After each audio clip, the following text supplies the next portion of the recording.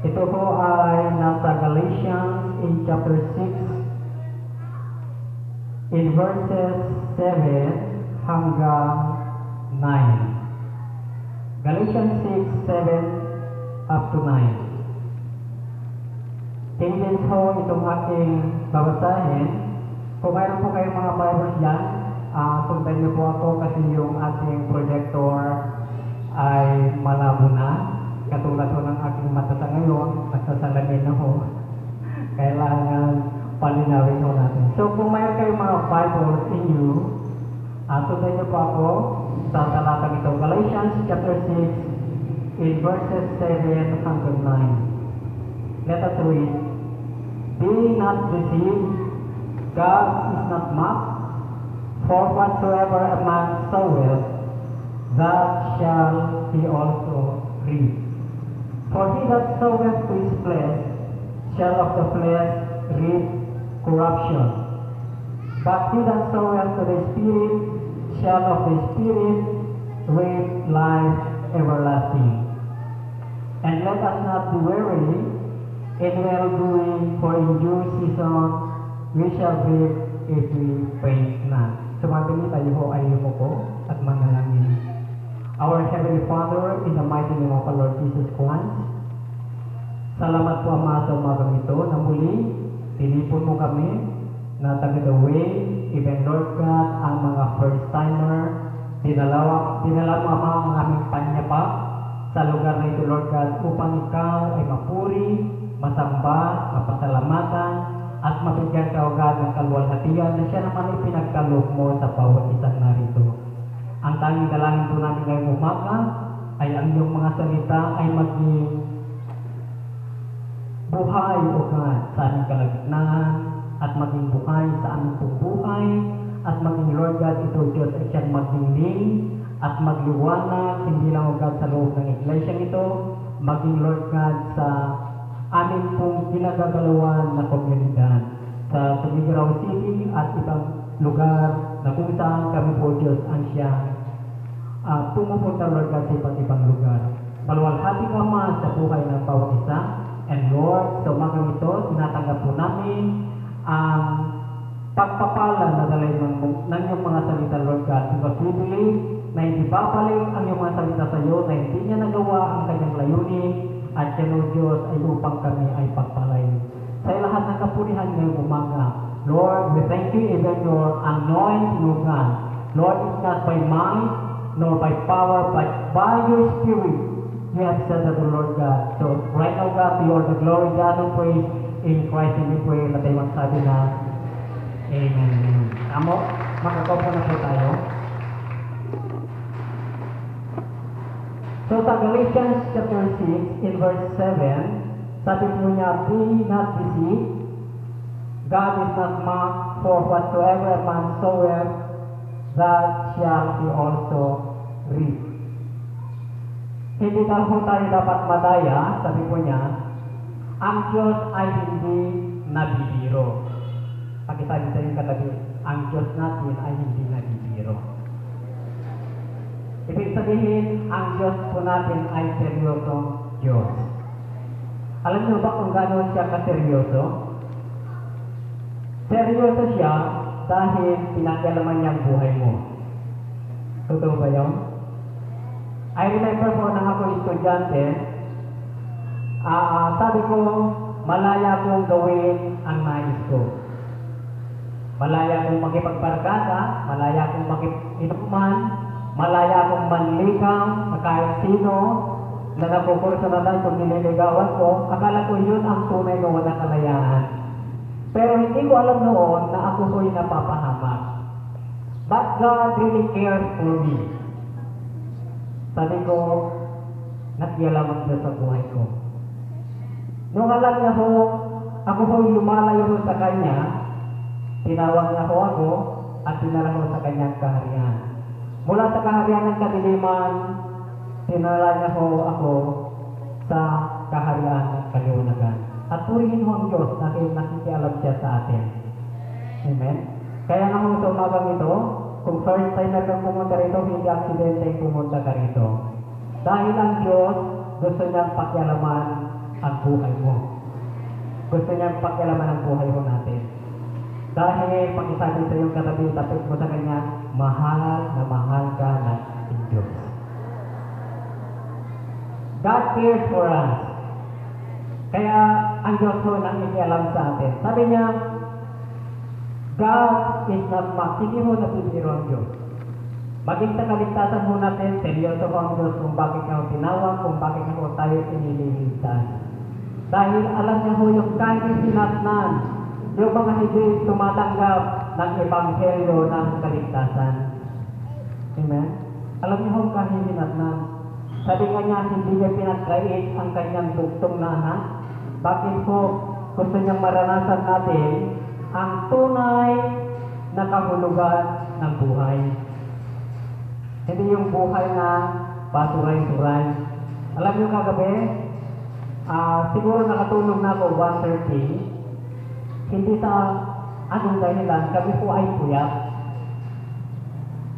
Si Mrs. Puyat, magiging bata, disturb sila dahil yung komunidad na kung saan nandun kami ngayon, napakaingay dahil nga po, nagse-celebrate sila ng Christmas party.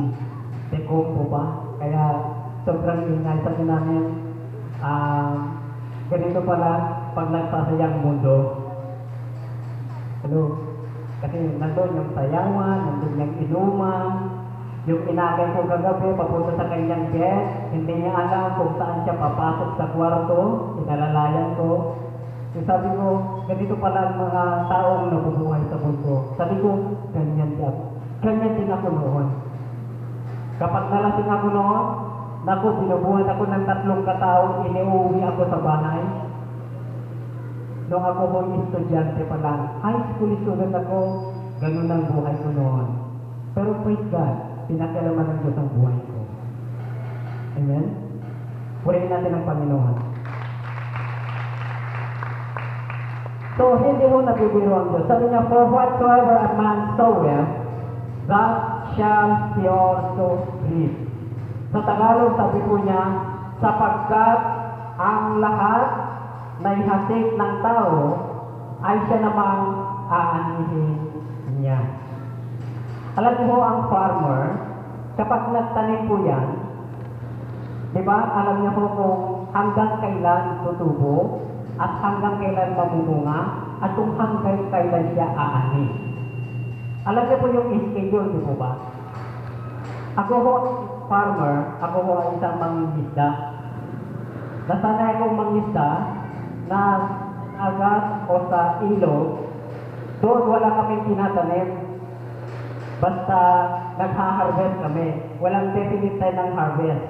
Pero sa ngayon, yung mga ibang farmer, di ba, may mga culture na, yung tilapia, di ba? Kaya nilalagay sa fish pan, bumibili sila ng mga fingerling, even bango. At meron po yung, kapag itinanim nila yon, nilagay nila sa fish cage, sa fish pan, alam nila kung kaya hanggang kailan yung harvest, yung schedule ng harvest time. Alam po nila. Di ba? So, talagang pinoprogram nila yon. At this day, sabi nila, harvest time. Hindi po tayo katabi, harvest time. Alam niyo ba na mayroon din tinatawag na harvest time o harvest day? Hello? Alam niyo ba? Sino kong mahiling magtanim dito? Ang pagtatanim po natin, pwede po sa ating sarili. Amen? Pwede magtanim tayo sa mundo. Pwede magtanim tayo sa kingdom of God. Nasa atin ho kung anong gusto nating pagtamnan. Pero, ang paalala lang ho sa atin ng Galatians chapter 16 verse 7, ang bawat inihahasit po natin o itinatanim po natin, siya rin naman ang ating aanihin. Kaya depende ho kung saan ka nagtatanim. At doon ka rin naman aanin. Amen? So, meron po harvest day after planting the seed o planting a seed. Halimbawa ho, kapag nagtanim ka rin ng corn, di ho ba?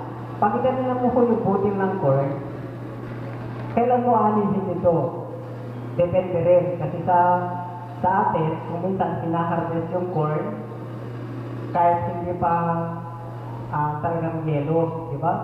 Kung ang iniihaw o kung nilalaga, depende, di ba? Kung talagang pinapatigas ito, depende. Pero meron pa rin definite day of harvest. Meron po yun. So, depende kung ano po yung schedule. So, sa pagtatanim naman, pwede kong sa atin sa ng Galatians chapter 5, in verses 19, pasensya na ho, wala ho tayo projector, basahin ko na lang ho dito. Sa Galatians chapter 5, in verse 19, pero basahin ko muna verse 18, sabi niya, but if you be led of the Spirit, you are not under the law. Verse 19, sabi mo niya, now the works of the flesh are manifest. So sabi niya, now the works of the flesh are manifest. Ibig sabihin yung works of the flesh, bago ho mag-manifest ho yung works of the flesh, merong itinanim doon sa flesh. Amen? Ano mga works of the flesh? Sabi po niya dito, which are these? Una, sabi niya, adultery, fornication, uncleanness, lasciviousness, idolatry, witchcraft, hatred, variance, emulation, wrath, strife, seditions, heresies. Verse 21, envyings, murders, drunkenness, revelings, and such delight. Ang dami ano mo? Tinilan nyo ba? Kung magkano, abong ilan, ang dami hong yung manifestation ng work of the flesh. Pero bago mo nag-manifest ang mga yun, merong itinanim. Nagtanim sila sa flesh. Bakit ang isang tao naglalasing? Kasi nagtanim siya sa kanyang flesh ng paglalasing. Bakit ang tao ho'y nag-commit ng adultery? Kasi siya mismo nagtanim sa kanyang flesh ng adultery. Huwag po tayong madaya, sabi ko ng chapter 6, kung ano ang itinanim ho natin, siya rin naman ang ating anihin. Kaya nga ho, ang hirap pong point kapag kamali. Nalulubat po yung ating microphone.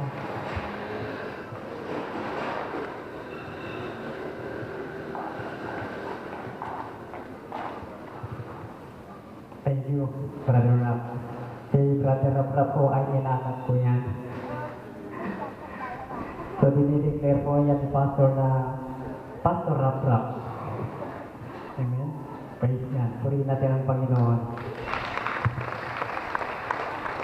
So, kung nagkakamali ang isang tao, sabi nga po ng Bible, wala po tayo karapatan mag-pinpoint. Na siya ay makasalanan, siya ay makasalanan, ikaw nagkasala, kasalanan mo yan. Dahil, alam niyo po, hindi natin pwedeng i-judge ang ating kapwa. Meron din po yung tinatawag na judgment day, at isa po yung judge, the Lord Jesus Christ. Pero, tandaan po natin, kung bakit po tayo i-judge according sa ating pong mga gawa. Whether work in secret or work in publicly. I-judge po tayo ng Diyos. Amen? So, yun po yung judgment. Wala po tayong maitago sa Diyos eh. Kahit sa secret mo yan ginawa, sa Diyos pa rin lantad.